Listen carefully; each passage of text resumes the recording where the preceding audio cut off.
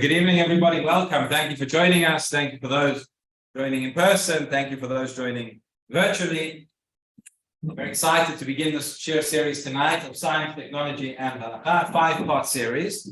And before I start, maybe I'll talk about the things, I'll just mention some of the things we won't be talking about. People talk about science and Torah, science and Halacha. We are not going to be talking about dinosaurs. We're not going to be talking about evolution. We're not going to be talking about the age of the universe. Those are all fascinating topics, so we can talk about them another time if people are interested. But this series is not about the past. This series is about the future, about the present and the future. And a lot of things about the future are actually closer than we think. So tonight's topic,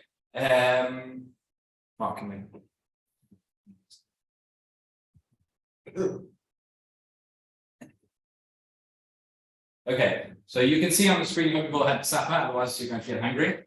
And looking at this, you can see, just the lights as well. Okay, very good. So we have a delicious looking hot dog on the left-hand side, meatballs in the middle, steak on the right. What is common to all of these, and on the next slide, this is the meat for the vegetarians, or the pescatarians out there. Here's the fish. You've got salmon, you've got fish, you've got sushi. All of these were manufactured in a lab. All the foods that you see over here, they were not taken from, these are not animals that were killed and were then eaten, but cells that were taken from the animals and produced in a lab, and this is the food that we have. And as you can see, it looks pretty realistic, pretty good, pretty close to the real thing.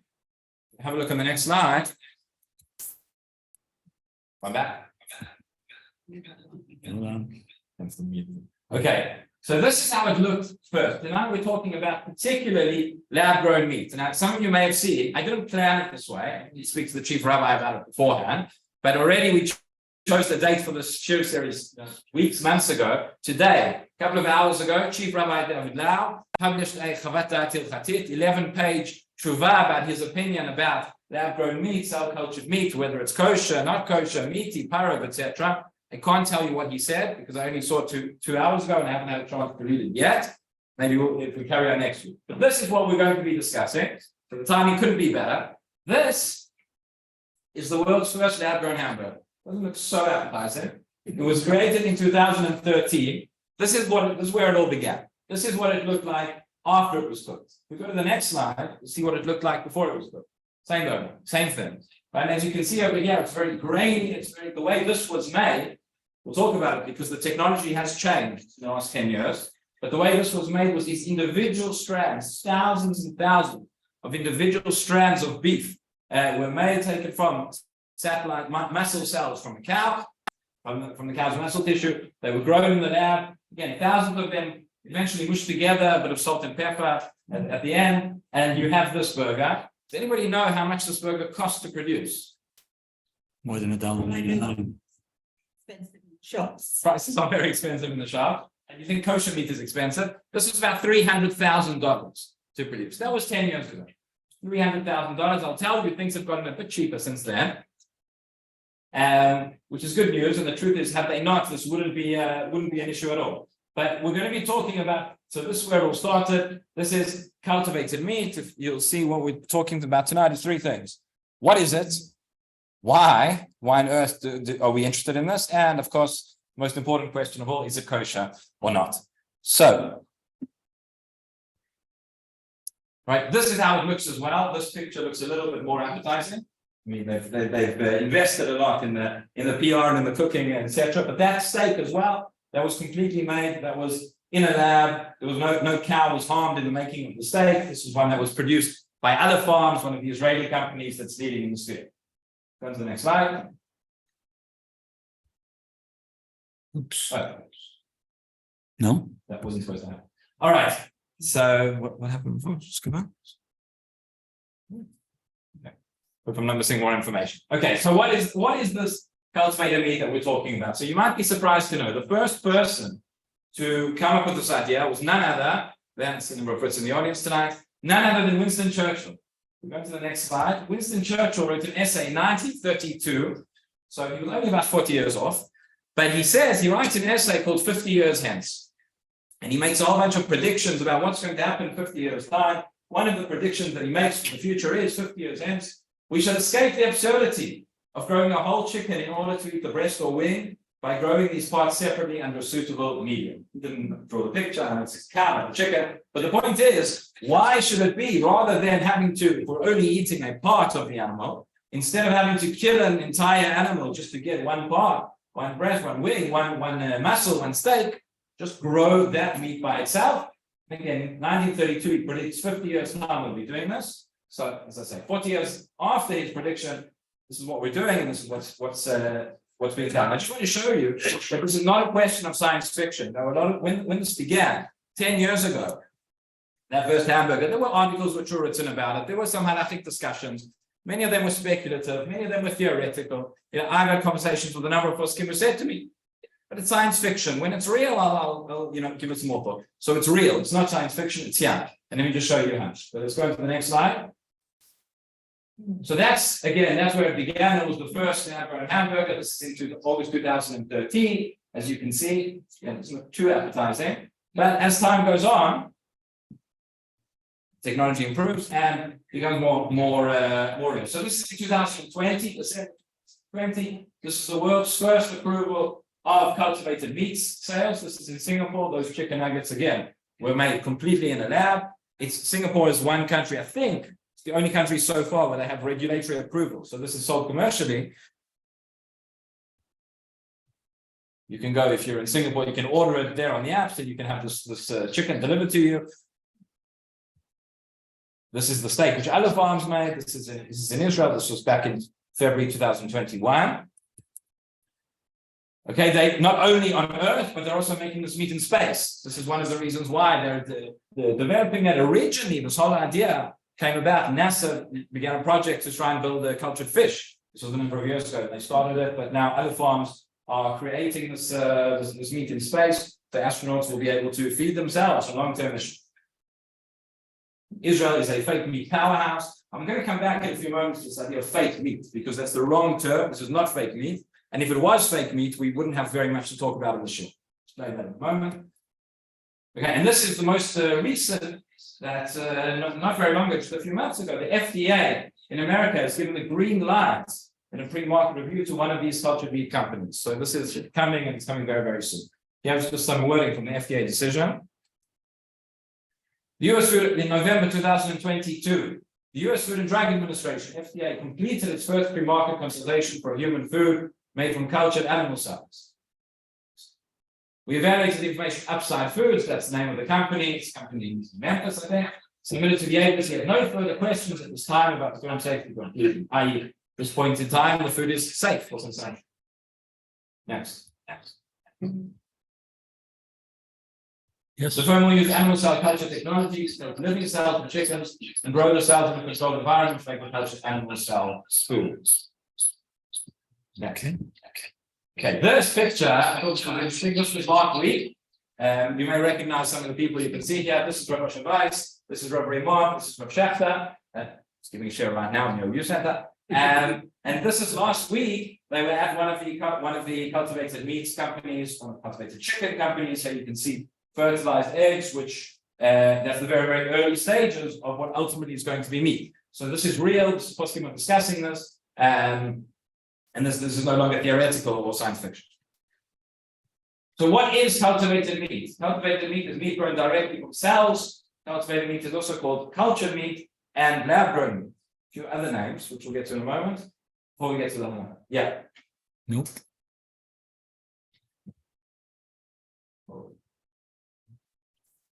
Is there nothing before? Okay. Okay, so in a moment I'm going to explain I'll bring you some sources to show why I'm spending so much time talking about this, talking about the science, talking about what's behind it. Because truth is, without a more than superficial understanding of the science, we aren't going to be able to understand the halachic discussions here either. And this is one of the problems that has happened in the past. So the first thing I'm going to talk about is the names. I mentioned the names. I think that's going to one time. Fine. So some people call it fake meat. I want to show you a number of names of what this is called, which are completely inaccurate. And it's important to understand, because these names are going to lead us to the complete wrong halachic conclusion. Fake meat, artificial meat, synthetic meat, genetically engineered meat. Stop that. all these are names which you might hear it being called. These names are all wrong. This is not fake meat. This is not artificial meat. When people ask me, what do you think about the kashrut of fake meat? I say, I don't think very much. It's not that exciting. It's called soy. But that is fake meat. This is something completely different. So what is it? So some of the names which you might hear, which are more accurate: cultured meat, cell-based meat, lab-grown meat, common clean meat. They don't use it anymore. At one stage, there were companies pushing very heavily for it to be called clean meat, but cultivated meat seems to be more or less what people are calling it. Okay, next slide. Okay, and why are we talking about this for so long? So two sources, which I think really underscore, this is going to be with us throughout this whole series, why it's so important to understand the science and understand the technology in order that we really can understand the Halacha as well.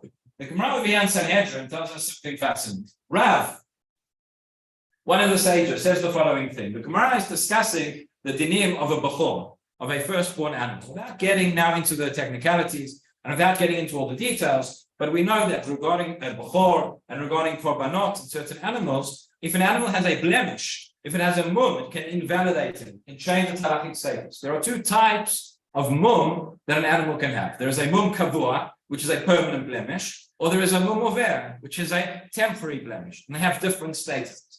How do you know? You look at an animal which you want to bring as a korban or a bechor, and you want to know what to do with it. You look at it and you see that it has a mum, it has a cut or something. How do you know if it is a mum kavua or a mum over? How do you know if it is a permanent or a temporary blemish? You don't know. So who do you ask? Local rabbi. Ask your local rabbi. No, you ask your local shepherd. Right? In order for the rabbi to know, the rabbi has to know something about animals. Has to know about what is considered a mum and what are considered the normal way that an animal should be and what affects it. So Rav, one of the great sages, the Gemara tells us, says Rav, Shmona asar chodashim gadalti etel roeh be'ema le'da'ez mum kavua ve'ez mum over. Says Rav, for 18 months, for a year and a half, I went and I did shimush with a shepherd in order to learn what is a mum kavua and what is a mum over. Right? Imagine, nowadays your local rabbi, your local Rosh Hashiva saying, I'm taking a year and a half out to go and be with the shepherd.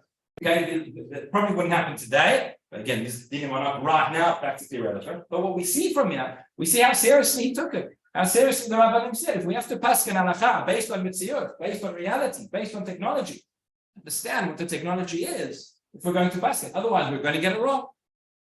So that's Rav. That's the Gemara Sanhedrin. On the next slide, you'll see something else. Okay, this is. So this is a quote from Rabbi Yaakov. This is in his Sefer Halacha B'Yameinu, and he says the following. He says, "Kol psikayim chatit mukevet mishnei mishorim." We come to Baskin Halacha, so there are two things that we have to look at, two different planes, two realms: theoretic, v'hamasi. There is the theoretical, there is the ideal, and there is the practical. Hatzad hamasi or reka shalav tzrichim mityasem halacha theoretic. The practical reality is the background on which we have to apply the theoretical principles of halacha.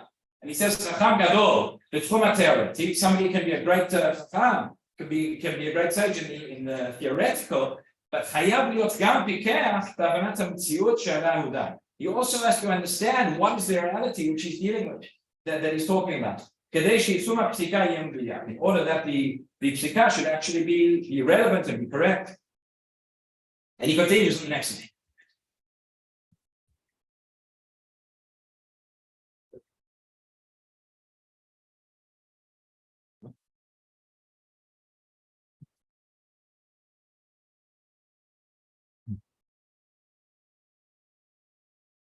Because you clicked on, you have to just click on this again.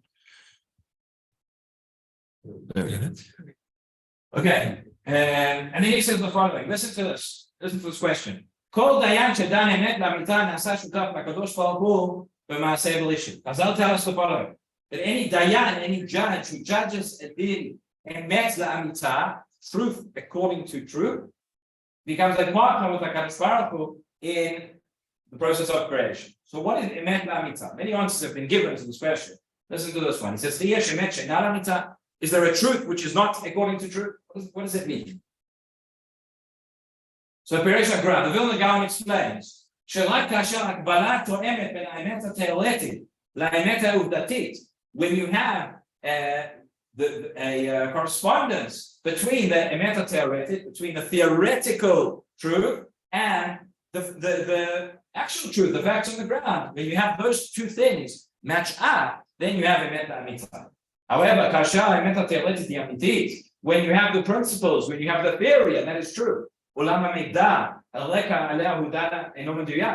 you're looking at the case, you're looking at the facts on the ground, and the reality, your understanding of the technology is missing.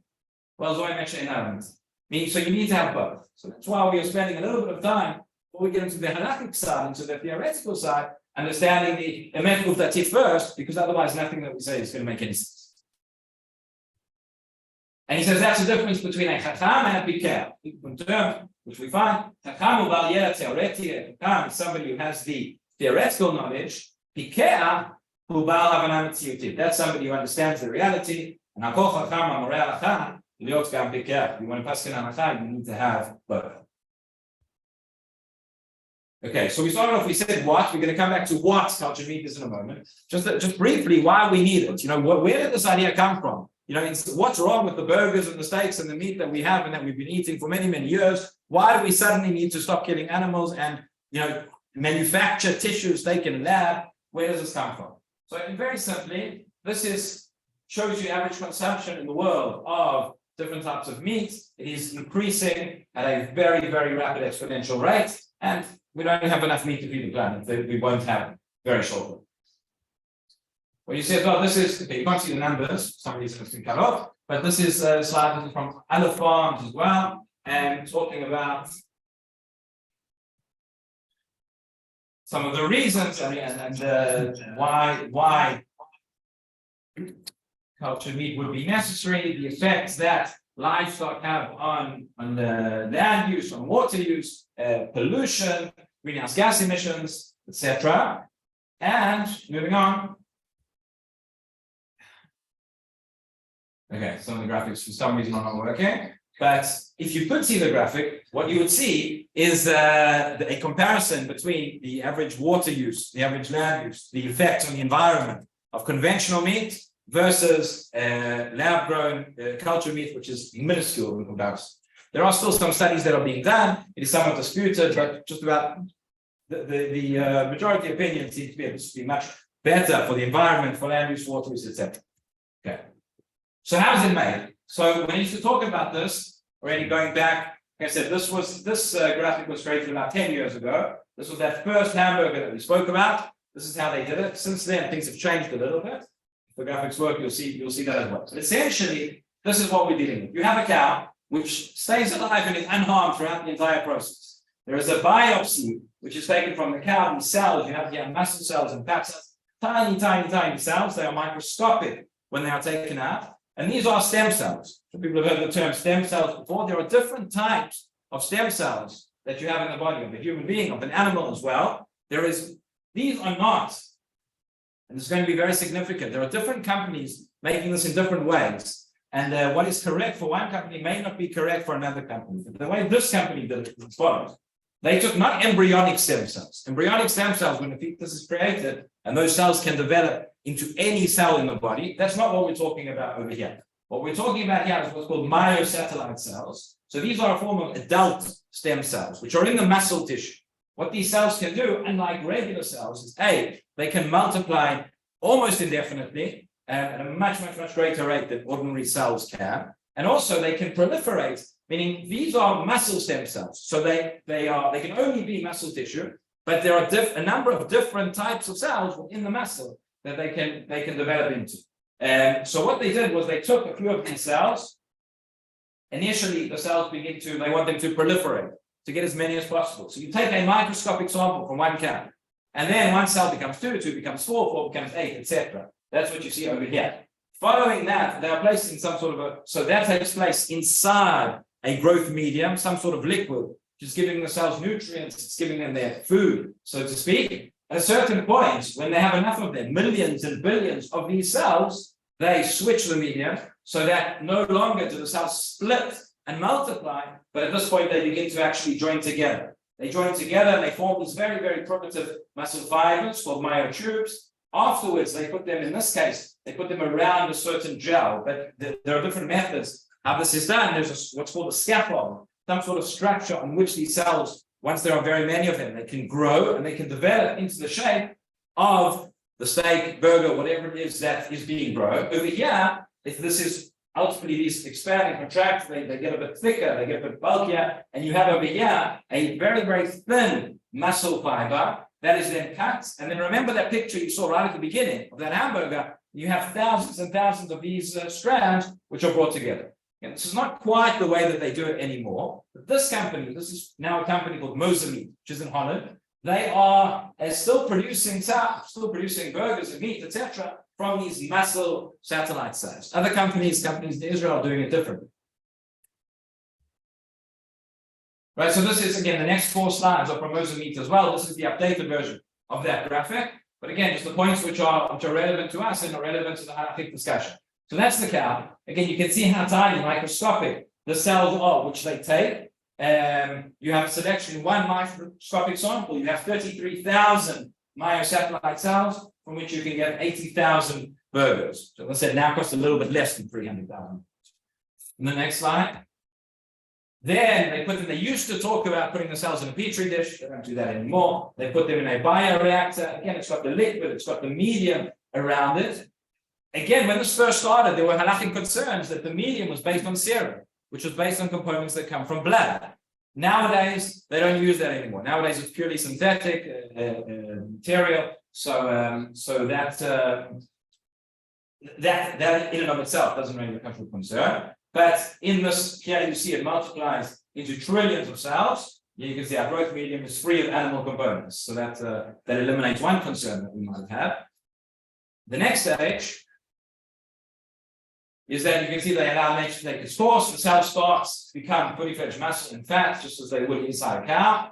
Right? They're placed in a gel that is 99% water. And from there, from these fibers, they grow to 800 million strands of tissue.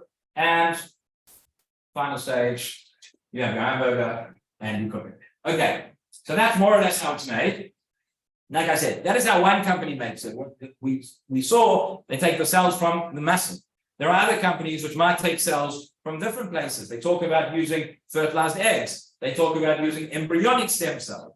The difference is going to be this started off as a muscle. Another word which for muscle tissue, you might have heard of it. It's called meat, right? So when it starts off as meat, and the cell, we'll talk in a few moments, but the cell initially comes from the meat tissue, it's more likely that at least initially that we would view it as meat.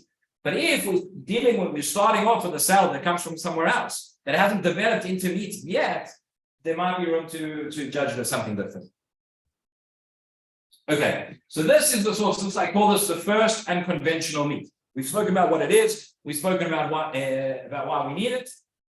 Now we're getting into the halachic discussion, meaty discussion. And the first question is always, everybody asks, where do we look? Where do we find a precedent for this? We're not going to find anywhere in the Gemara a discussion about stem cell meat, about cultured meat, fake meat, whatever you want to call it, because it didn't exist.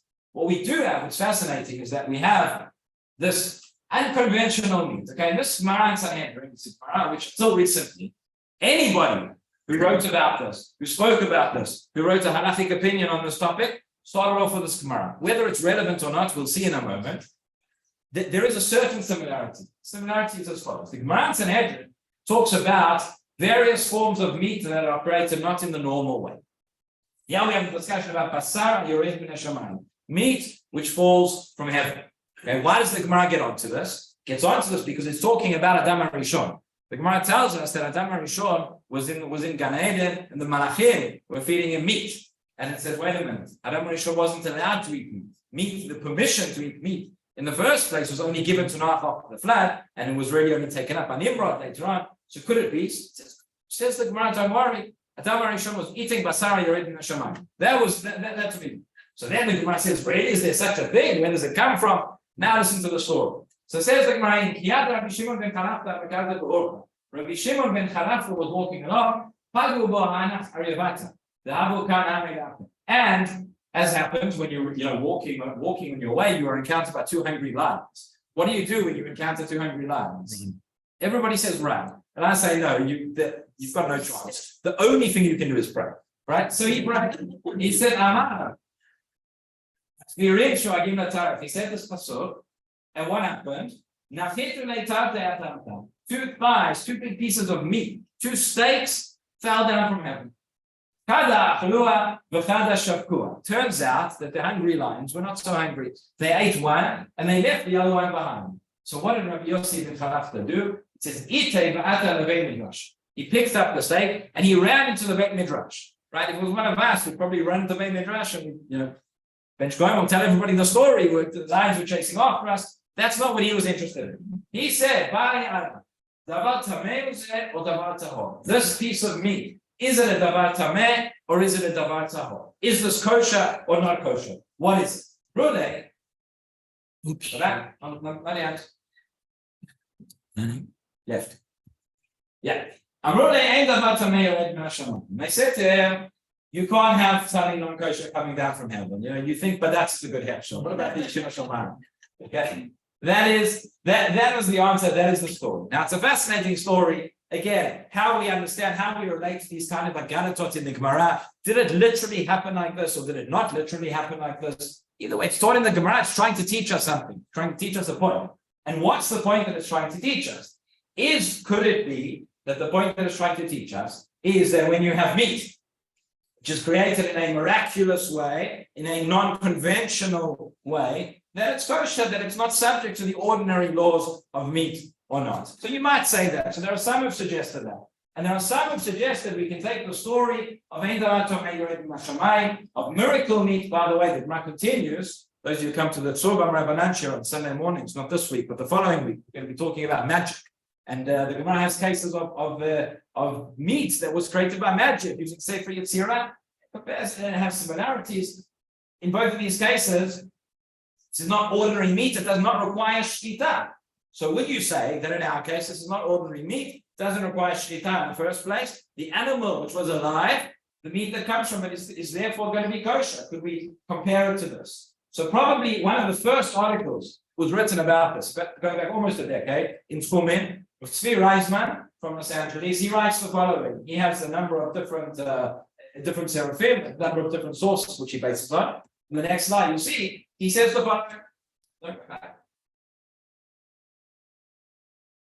Okay, he says stem cell meat created in the lab is not miraculous. That's the first thing I'm sure you're all thinking, right? We have this case, this Gemara, talking about meat which falls down from heaven. What are you talking about, meat from heaven? This is science. This is it only works because the scientists know how to mimic what the cells do in the animal's body. They can do that in the lab, but this is not a miracle. Doing it by itself. If I start to work, that would be a miracle. So we say like this: stem cell meat created in the lab is not miraculous. However, it is certainly not meat produced in the conventional way in which all animals were created.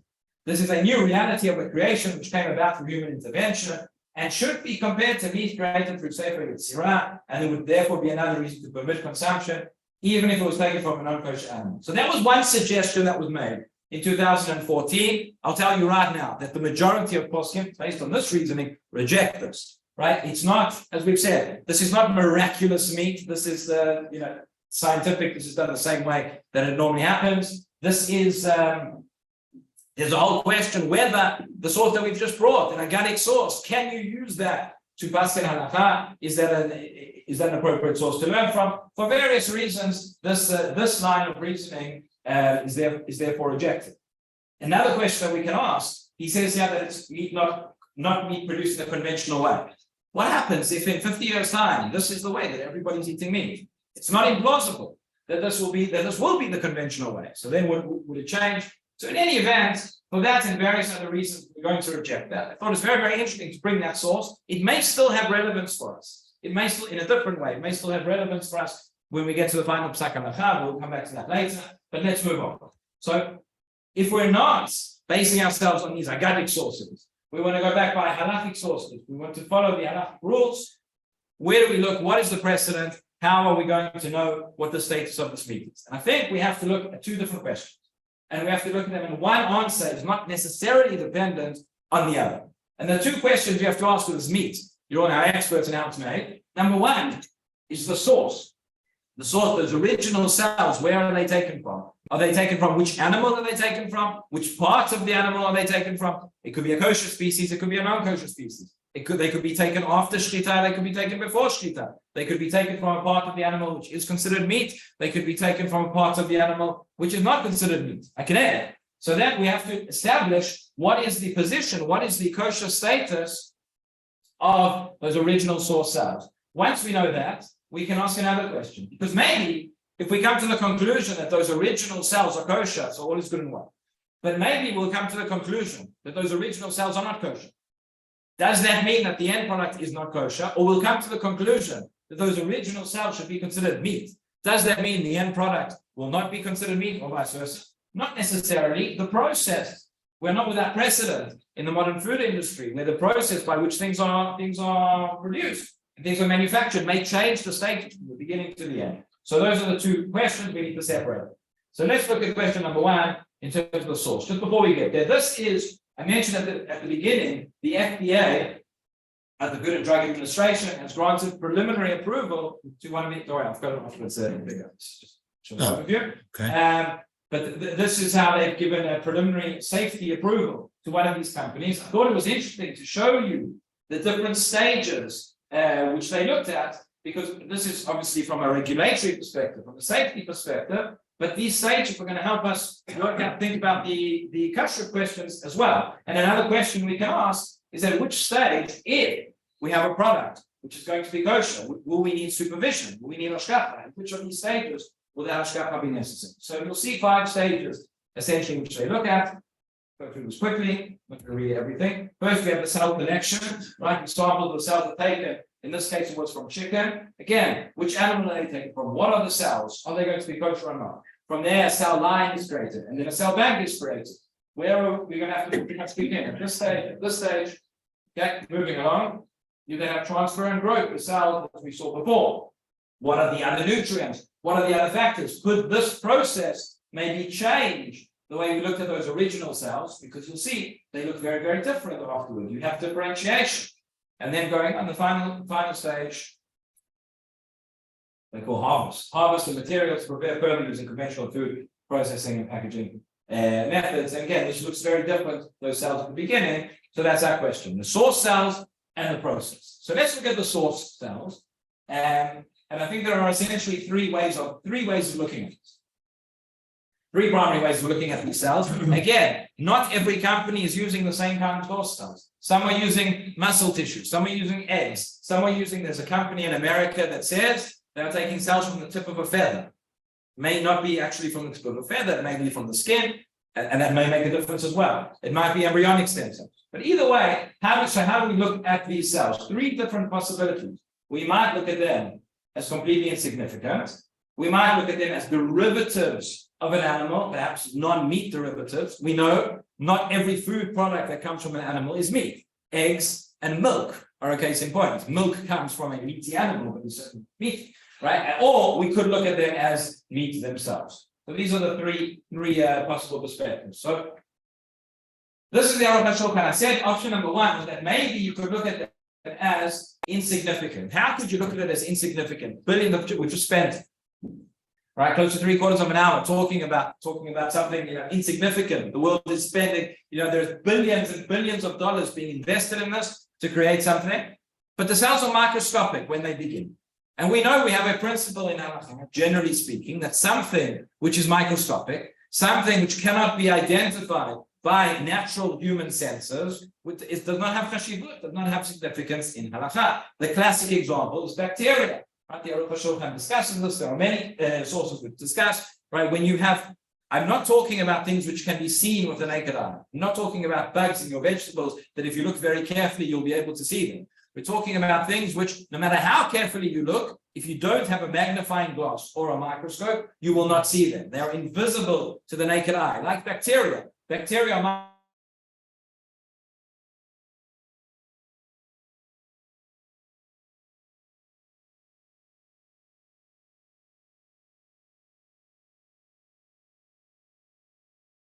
so when bacteria are discovered, going back couple of 100 years. But the poskim ask the question. They don't ask, do we have to stop breathing? But they ask, we can breathe and we can drink water, but we now know that there are these bacteria. Why is it permitted to consume them? And the answer why, sorry, thanks, is because the Torah was not given to Malachim. The Torah was not given to Malachei Hasharet, who are not angels. The Torah did not forbid that which the eye cannot see. So based on that, there are some who wanted to say, okay, if you start off with cells which are microscopic, just like these things are microscopic, there is no issue. At the end of the day, you end up with a hamburger, you end up with a meatball, you end up with a steak, whatever you end up with. But where did it come from? Where it came from, but it was microscopic, that's nothing, and therefore that could be permitted. That's one line of reason. Others reject that. Here's one example. Slide. He did not discuss cultured meat because this was not a reality in his day when he was still alive. But he does discuss genetic engineering. And he's asked a question in the Kachlamah about genetic engineering, whereby people are taking particles right from one species to another, and you are. Is there a prohibition here of kilayim, of mixing, forbidden mixtures of species? These things are microscopic. You can't see that. So you might say, microscopic, you can't see it. It has no presence in Abcha. But he says, no. He says, since people are dealing with these, or manipulating these particles, and moving them from one, you have an interest in moving them from one to another.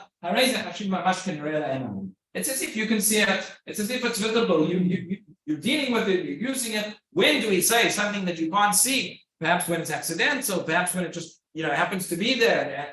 When you have no interest. But yeah, there is very much an interest as the actions of the scientists and in the laboratory and all the money that's going into it proves. So there are those who would say that based on this, we still need to give significance to our starter cells. Where does that leave us? So assuming on the next slide, we now say they are significant. Well, we could view them as derivatives of the animal, not as the meat itself, something which comes from the animal, or maybe as meat. So the next source you'll see is, I think, the Mishna. Yeah, the Mishna in Bechorah. The Mishna in Bechorah tells us a very important fundamental principle that we have throughout Hilchot Kashrut, which is Hayotzeh me'atamei tameh, vayotzeh min ha'tahor tahor. The last line of the Mishna, it's the only line which I've translated for you here on the slide. That which emerges, that which is yotzeh, which comes from an unkosher species, is going to be unkosher. That which emerges from a kosher species is going to be kosher. The Mishnah here is talking about certain animals which give birth to other animals. One is kosher, one is not.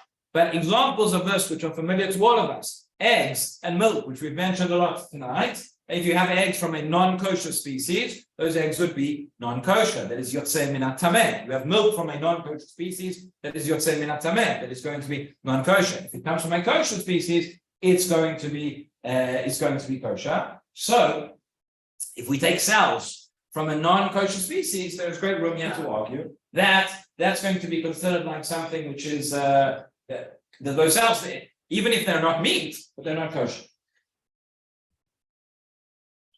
Okay, the Rambam over here the Rambam discusses the difference in terms of yotzeh between things which are, if we talk about, he says you have milk or eggs, for example, which come from a non-kosher species over there, but there is no malkot, so you don't get lashes for them. But if you have meat which comes a species, which emerges from a non-kosher species, but that meat you would get lashes for. What is the difference between the meat or the milk and the eggs? And there's a difference in status between these two objects, even though both of them seem to be derivatives, yotzei, from the animal. So Chaim Brisk explains that there's a difference between something, I won't read all inside now, if people are interested in the sources, by the way, I'm happy to share the sources with you afterwards. And he says anything, he says over there, the enon min basar would not have the same level of prohibition, something which is not a form of meat. So the point is, what we see from here, if we take cells from an animal, do you judge those as min basar or not min basar? Again, if we start off with muscle cells, muscle tissue, which is meat, it seems to be that you're dealing with meat. But if you're dealing with something else, it may not be the case. But in any event, what we see from here, you start off with an animal, if you start off with a non-kosher animal, then what comes out of it, if it is a food substance, would probably be non-kosher. Moving on. If we have a kosher species, but what happens if the cells are taken while the animal is still alive, when there hasn't been shchita? So we know that there is a prohibition in the Torah of ever min hachai. Ever min hachai, which is a limb from a living animal. There is also a prohibition of basar meat, which is flesh from a living animal. Discussion in the Gemara, which we won't get into now, are these two separate prohibitions, or these part of the same prohibition, how it work? But you wouldn't say that a microscopic cell, certainly that is not an entire limb, that is not considered a limb of an animal. But if the cell comes from the flesh, if it comes from the basar, maybe you would say it's basar meat. You'll say to me, but it's so small, it's not enough. You'll see on the next slide that you only get lashes for basar min achai,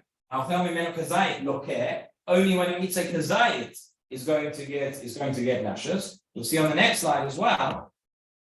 No, you won't. You were meant to see on the next slide, but the Torah and the Shulchan Aruch say that which the Rabbi. Why don't you just go back? Oh. Right. That although the Rambam says over here, it's only for a kazayit that you would get lashes, you get the punishment. Nonetheless, even less than that is surah mi ha'ika, that there would still be a prohibition even on a smaller amount. Okay, and again, these cells, big debate which takes place between the poskim discussing the sugya. Do we look at these cells as something which is ra'oi la'achila or not? Because there are things, there's a concept of pirsha ba'aron. There's a concept of something which comes off waste or excrement or something comes from an animal which was never fitting to eat in the first place. You might say these cells. What are you talking to me about? You'd say, what are you talking to me about? Basar min hachai. This is not basar. This is a cell. This is something so small. But again, I'll say to you, if we have a steak and you cut up the steak very, very small, you take a small piece. Is that still a steak? You'll say yes. And you cut that piece even smaller. Is it still a steak? Yes, it is. You cut it even smaller. At what point is it no longer a steak? Right? That's the meat that we're talking about. So there are those who say it's not fitting to eat because you can't eat the cell by itself.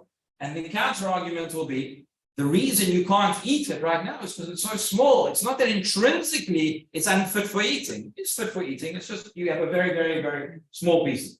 Okay, so those are the two discussions we have regarding basar min hachai. Again, all of this is going to be extremely relevant when we're talking about cells which come from a muscle tissue itself. Possibly if cells come from an egg as well. What if we're talking about a different kind of cell? What if the cell itself was never meat in the first place? Or if the cell was something else and it was turned into meat? You'll see that now, you will see on the next slide. Right? We've spoken about meaty cell sources so far. You also have non-meaty cell sources, what's called induced pluripotent stem cells, iPSCs. It's actually very interesting. The person who developed this technology a few years ago won the Nobel Prize for it. You'll see that where it says iPSCs, it's got a small I at the beginning. The reason is because when iPad, they also have a small I, and we thought it would be good for marketing to keep it a small I. So that's why it's called induced pluripotent stem cell, which essentially, you're talking about a cell which has already developed. It could be an adult cell, it might be a meat cell, it might be something else, but they are then genetically reprogrammed. That they go back in time to then become a different, to go back to be like an embryonic stem cell, and then they can be used in different ways. This has tremendous implications for medicine and has tremendous implications for what we're talking about as well. And again, then you might say, maybe it was never meat in the first place, or maybe it's gone back in time to before it was meat. Then am I still going to say that the judge is basar? Maybe yes, maybe not. There's certainly more room to maneuver, and these discussions are being. Okay, next. Okay, so that is in terms of the starter cells, the source cells. So to summarize what we've said until now, that we need to look at number one. Number one, there are those who might say that the cells themselves are insignificant because they are microscopic. Based on that line of reasoning, wherever you take the cell from, whatever it is, it's kosher. As I said, many people can reject that and say, no, it's significant. We need to look at it. So it depends. We might look at it as meat itself. We might look at it as a non-meat derivative from an animal. And in this case, we have the considerations, whether the animal itself is kosher or not, whether the animal has undergone shchita or not. I will just say that until now, I think, to the best of my knowledge, probably all of the companies in the world are taking cells from living animals. Part of the reason is we mentioned different factors, different reasons, benefits that this brings to the world, why people are engaged in creating cultured meat. One which I didn't mention is animal welfare. There are something like 60 billion animals slaughtered for food a year. You can imagine maybe we're not so happy about. There are questions of tzar ba'alei chayim as well, etc., in terms of the conditions of factory farming, and therefore there is a great agenda here to not kill the animals and to be able to eat meat, to have your cow and eat it too, and to be able to keep the animals alive. And that is why so much of the industry is invested in taking cells from living animals. From a scientific perspective as well, it's easier to do this if the animal is alive. Does that mean that it's impossible to shecht an animal and then take the cells and then create the cell lines and cell banks? It's not impossible. It could be done. Again, if it's not necessary, certainly if one could get a kosher certification without doing it, then that's what the companies are going to be looking to do. So now we look at the process. So even if we said that our original cells, let's say, are not going to be kosher, or we're going to look at them as meaty, would that mean at the end of the process, this final product, the state which we have, is going to have the same status or not? So 4 possibilities here, which I'm going to raise for you.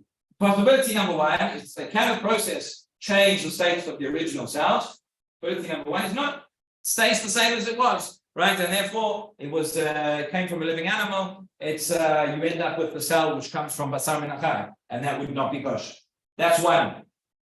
But we know that there are cases where things change. We have concept of bittul, we have a concept of panim chadashot, we have a concept of gidulin. Again, I'm not giving a final authoritative word on any of these matters. The point here is to try and give an overview, to try and show you what the issues are, and for reasons, some of which we've explained, some of which we'll explain at the end. And this is not a final ruling in any way, shape, or form. But let's look at some of these possibilities, some of these considerations. So next. Okay, one of the things I mentioned over there was panim chadashot.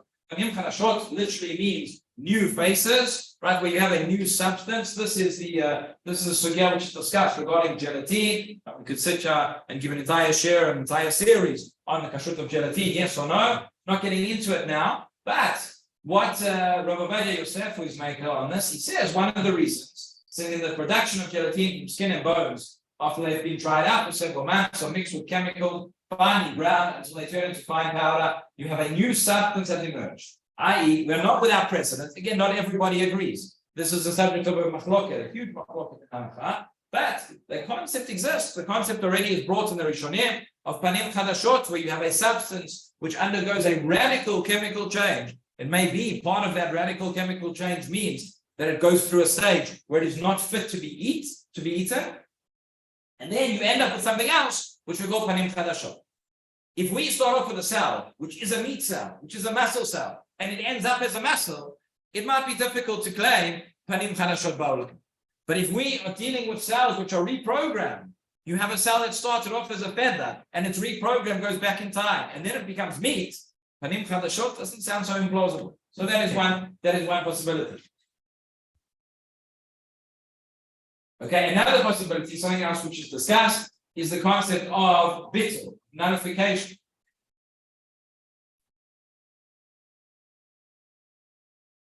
Right, we've got the next slide. Okay, so this is Rabbi Yaakov again of Shiur Reisman, who writes in 2014, writes the first Chumin article discussing this. He says maybe we say that the original cell is butter. We know that if a drop of milk falls into a pot of chicken soup, accidentally, inadvertently, if there is a ratio of 60:1 of the original substance versus the forbidden substance, it is nullified. It's as if it's not there. So maybe over here you start off with a cell which could be forbidden, but at the end of the day it multiplies. You have here not 60, you have millions, billions, trillions of cells. Could you say that the original cell is nullified? Or do you say, wait a minute, the entire discussion here of bittul is irrelevant? Because what is bittul, nullification? When you have a mixture, you have one food and another food, and the two foods are mixed together, and I look at which is the majority. Yeah, there's no mixture. Here you had one cell, which became 2, became 4, became 8, became 16. If I look at the end of the day, where is that original cell? Looking at this perspective from bittul. There's no mixture. That original cell, those original cells have just grown, have increased, have become something more. This is what Rav Ariel argues. They said in 2014, Tzvi Reisman wrote his article, and in the following editions of Tfumin, there was a lively debate which ensued. And Rav Ariel says the following. He says, in my opinion, the entire discussion of identification is not relevant. He says the forbidden substance itself is increasing, and therefore anything which emerges from it is likewise forbidden. There is no nullification here in another substance. He brings a very interesting proof for it, which he brings from Hanukkah, the idea of the oil which is increasing. I think we discussed it over here on Hanukkah, those who were here. But he says that when you have essentially proving this point that you have one substance, which that substance increases, I look at everything that comes out as an outgrowth of that original substance, not as something new, not as something new which has been generated. So that is his opinion in terms of this. Yeah, we can keep going. We'll skip this for now. Next. Okay, why have I put a picture of animals in slideshow? So I'll tell you why. Because the third case which we have, the Gemara discusses, for those who are doing Daf Yomi, this came up not so long ago, and there was a question of Gidulin. Gidulin and Gidulin. We just spoke about something where you have an outgrowth of an original substance. We have that all the time. You have plants that are growing in the ground, and you have vegetables, and then you have the an onion begins to grow, and you have the onions which carry on and grow from that onion plant. And the Gemara has a discussion regarding tevel, regarding truma, regarding shvi'it. If I had a vegetable which was growing in the ground, and then that had a certain halachic status, what is going to be the status of the following vegetables which grow from that from that original substance? So this is something which the poskim discuss. They say that may be relevant over here. There are some who say maybe you can't compare. Maybe there you're talking about plants, and maybe over here you're talking about animal cells. Maybe it's not the correct comparison. Maybe it is the correct comparison, and therefore the understanding is that after a number of generations, after a number of growths, the food would not necessarily retain the original status that the first plant had, and therefore that may be another case. Again, it's a very complex sugya. We don't have very much. 2 minutes left, so I'm not going to go into it now. But again, it could be that based on the principle of Gidulim, that even if the original cells were themselves not kosher, the final substance, even though I'm not saying it's a mixture, but the final substance may be kosher, or vice versa. If the original substance was meat, I might say that the final product might be parah.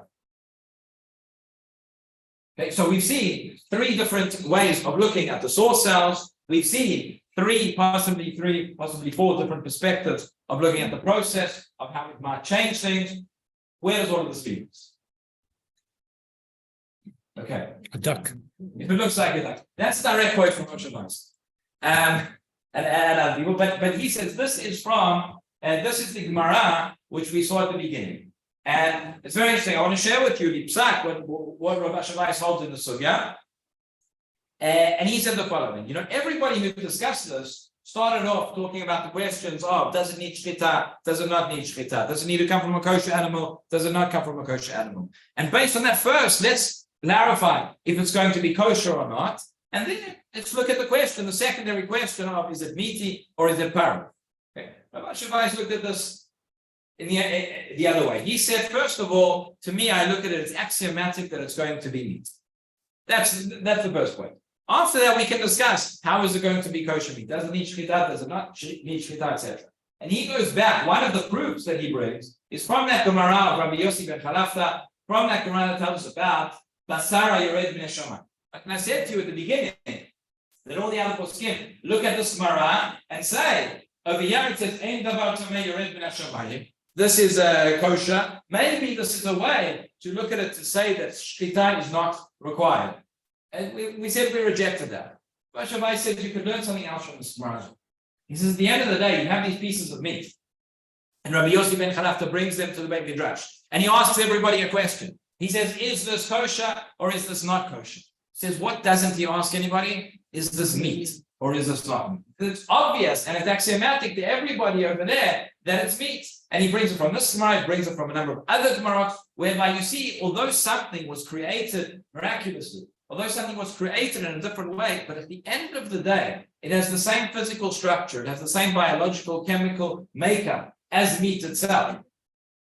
Right? We're not talking about soya. We're not talking the fact that it looks like meat and tastes like meat, but really looks like meat and tastes like meat. That it really is meat, that it is that substance. He says, then how can you say that he says it's irrelevant how it was created and how it came about and what it went through to get there, we'd still judge it as meat. Does it have to come from a kosher animal? Does it have to come from a have undergone shchita? That's a separate question. And what he says, what many poskim have said, and I guess you might say this is the safe way out, but all the poskim would agree that if you took a kosher animal and it underwent shchita, and then you took those cells that are kosher lemahadran, that are glatt stem cells, right? And from that you produce this steak or whatever it is, that would be kosher according to everybody. There's no reason there to say that it would not.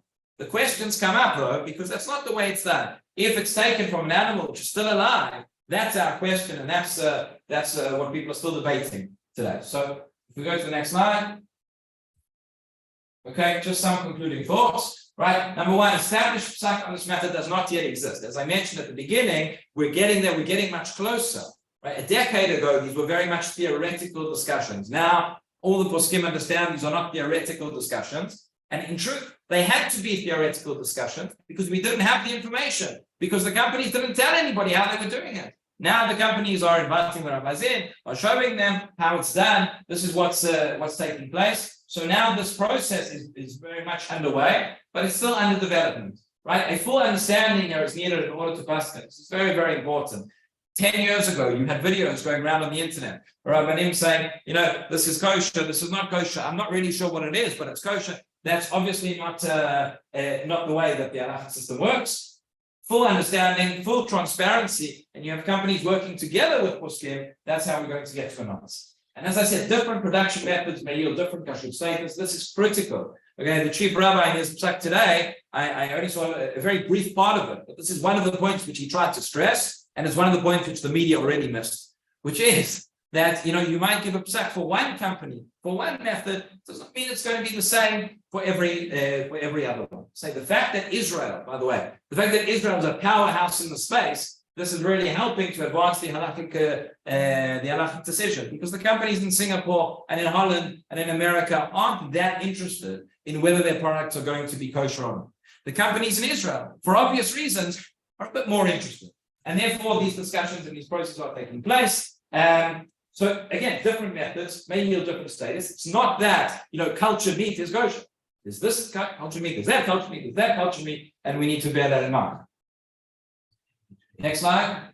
Okay, will it be meat? I've said likely. I think it's likely that it will be meat. Others think that it will be tariff. So you're going to have to wait and see on that, whether you can have a cheeseburger. And the source of the cells is absolutely critical. As we've said, both what type of animal is it coming from, kosher, non-kosher, slaughtered, not slaughtered, and the type of cells, meat cells or not meat cells.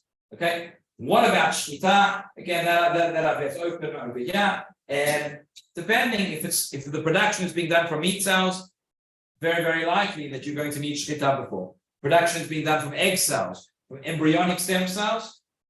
There are still poskim who say you need shchita before. There may be other poskim who say that you don't. But that's where we are at the moment. If you have a look at the next slide, you'll see, hopefully, yeah, there it is. Coming soon, so take me.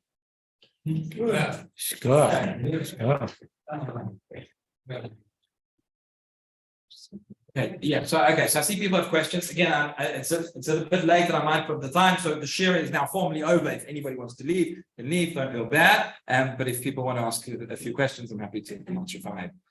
Yeah. There's one big question. What I understood, Rabbi Lau came out, that was the headline, I can read 11 page either, that it's kosher and it's barber. Are you saying they were looking at meat-based cells, or were they looking at plant-based? Okay, so thank you for the question. It's a good question. I'll clarify something in the question, and then I'll say based on that. Meat-based versus plant-based. That's not what this entire presentation tonight has not been dealing with plant. Okay. So, but again, when we say meat-based, so there is myosatellite muscle cells, which is what we were looking at here, or it could be it comes from a cow, but it comes from embryonic stem cells, egg cells, etc. So he said, and this this part I did see. Again, I haven't read the entire paper, but he was referring to the production method of a company which is called Aleph Farms, which is a company in Rehovot. The way they do it is they do not start with muscle cells. They start with, I think they do it from fertilized embryos and from the cell, from those cells. And he said, he made very clear in his psak that this refers only to that method, and other companies which may do it differently, he was not addressing this. Yeah. On a related topic, but not exactly this, we know that, for instance, a pig is not kosher because of simanim, and there are fish like lobsters. What happens if you genetically engineer an animal to make it kosher? In other words, you make a pig that would be a ruminant and have split hooves. Would that then be kosher, or since naturally it wasn't kosher, you say that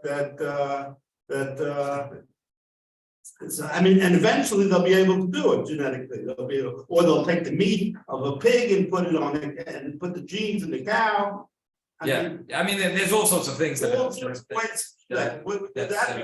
have been going on already. Now, again, these are big discussions, and probably what we would say, the question is, how do you define the identity of the animal? And it would depend in terms of what's being done and how it's being done and how it's modified. So we also like this, we'd have to wait until it actually is done. Yeah, but I think this will keep us busy. What is So if it's assuming that it's from a shepherded animal and you've grown the cell, would you need to sort it afterwards?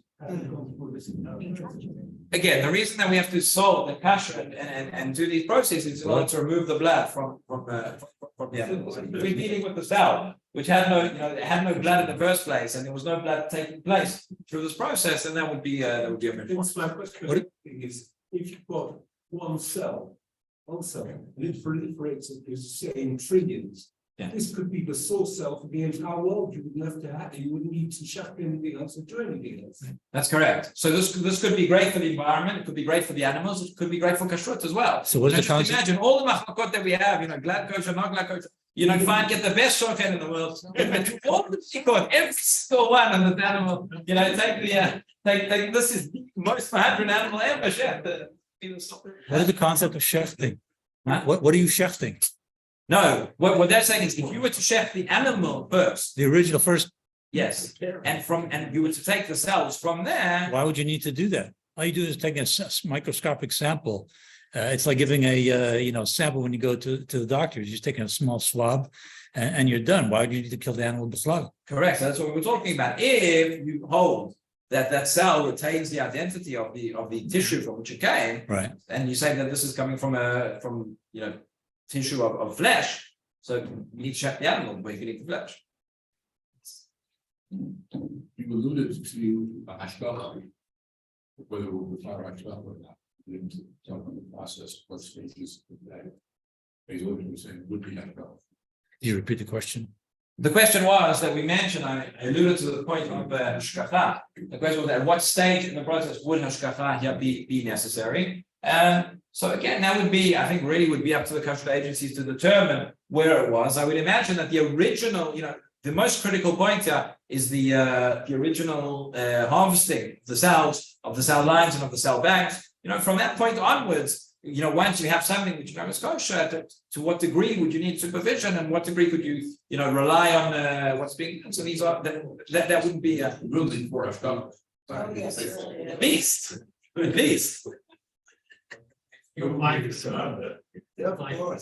I'll tell you something else. You mentioned hashgacha. So this is actually very interesting. Rabbi has not yet published his psak on this, but he's had some thoughts and he's given some interviews. He alluded to the fact that, as you've seen, there are many machlokot. Again, if people came in, wanting a bottom line conclusive answer on this, I apologize. You didn't get one, but hopefully you got a good overview of what the sugya is. And you've seen there are certain things. According to some, it's going to be kosher. According to some, it's not. According to some, you will need to, have shchita of the animal first. According to some, you won't.